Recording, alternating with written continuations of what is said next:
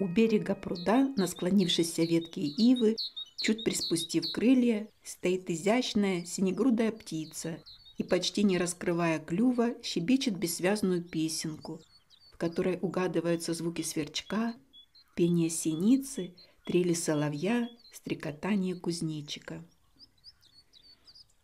Порой кажется, что воракушка поет, что попало. За способность перенимать чужие голоса и как бы передразнивать, то есть воракушить, и было дано название птицы. Является эта маленькая печушка родственницей соловья и селится обычно на лугах со значительной влажностью, вблизи ручьев, болот, рек, на берегах озер. Вдали от воды она не гнездится. Вода ей нужна для купания, ведь купается эта маленькая птичка несколько раз в день и даже ночью. Гнездо обычно располагает на земле, на кочке или склоне и обязательно под прикрытием густой и высокой травы. Строит гнездо самка. Для этого она собирает тоненькие сухие стебельки. В это время самец поет, но уже не так активно, как сразу после возвращения из теплых краев.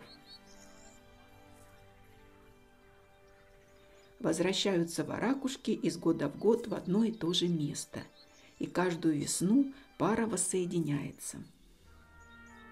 Гнездо всегда надежно замаскировано, нередко оно скрыто в сухой прошлогодней траве.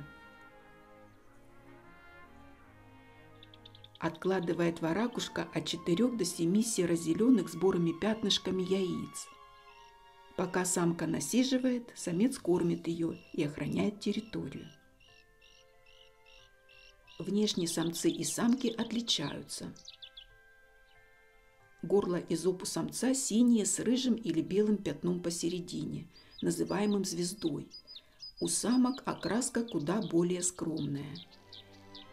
Считается, что белозвездных самцов больше в северных районах, а краснозвездных – в южных. Из наземно гнездящихся луговых птиц воракушка на присутствие человека реагирует спокойнее всех. В отличие от трясогузок, чекана, жаворонка, камышовой овсянки, она продолжает сидеть на гнезде, даже если человек находится очень близко. Через 2 недели на свет появляются птенцы. Самка первые несколько дней проводит с ними много времени. Самец усиленно добывает пищу.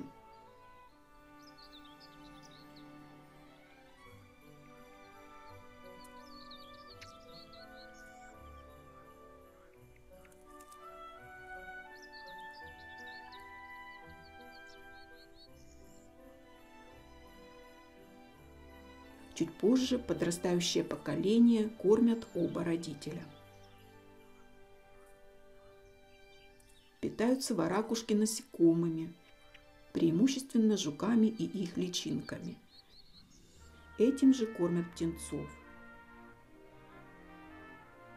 Много и ловко прыгая по земле, они склевывают насекомых с поверхности почвы, нижних ярусов трав и кустарников. Поедая насекомых, воракушки приносят большую пользу. В конце лета и осенью они охотно питаются также различными ягодами.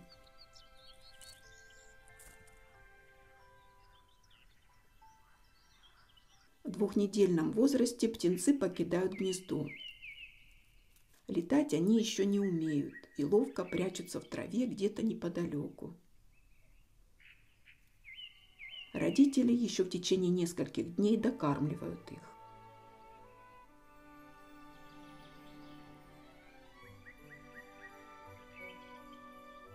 Камера как раз запечатлела момент, когда самец обнаружил, что птенцы покинули родительский дом. Нашел одного из них в траве, покормил и по привычке забрал из опустевшего гнезда помет.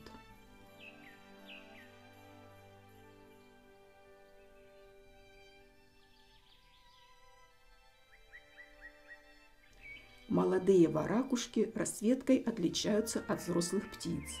и имеют рыжевато-бурую окраску с многочисленными пестринами. После подъема птенцов на крыло, вплоть до начала линьки, воракушки держатся вместе, но к этому времени обычно уже покидают гнездовой участок и часто переселяются в более открытые места. Кочуют по ивняковым и другим кустарниковым зарослям.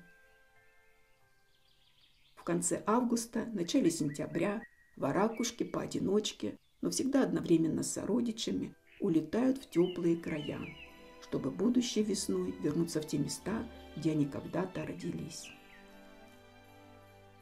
И все было бы замечательно, если бы у этой птички не было врагов.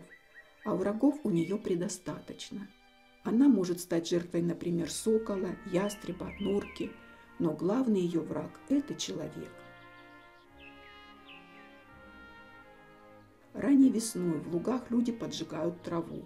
Считается, что это помогает расти новой.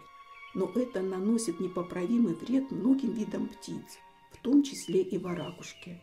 Нередко гнезда сгорают с яйцами или даже птенцами. Гибель птиц ведет к нарушению экосистемы. Когда же, наконец, люди поймут, что в природе все взаимосвязано и научатся оберегать окружающий нас мир?